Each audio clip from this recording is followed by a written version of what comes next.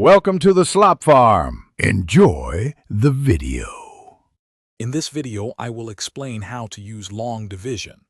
We'll start by setting up your problem correctly, placing the dividend inside the division symbol and the divisor outside. Remember, long division breaks down complex division into simpler steps, making it easier to find the quotient. This method is fundamental for understanding how numbers relate when one is divided by another, ensuring you get the right answer every time. Let's walk through the core steps. Begin by dividing the first digit or first few digits of your dividend by the divisor. Place that result, your first quotient digit, directly above. Next, multiply this quotient digit by the divisor and write that product below the dividend.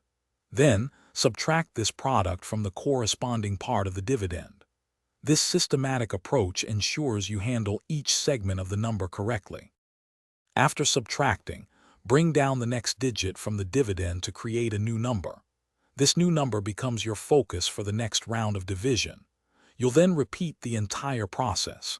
Divide this new number by the divisor, multiply the result, and subtract. Keep going until you've brought down every digit and performed all the necessary subtractions. Any remaining value is your remainder. Sometimes, after dividing all digits, you'll have a number left over that's smaller than your divisor. This is your remainder. You can write it as r followed by the number, or convert it into a fraction or decimal for a more exact answer. Consistent practice with various numbers will solidify your understanding of long division. Remember to check the description for a link to the Owala water bottle and other great deals to help you stay focused while you learn. Thanks for watching. Consider subscribing if we helped you today.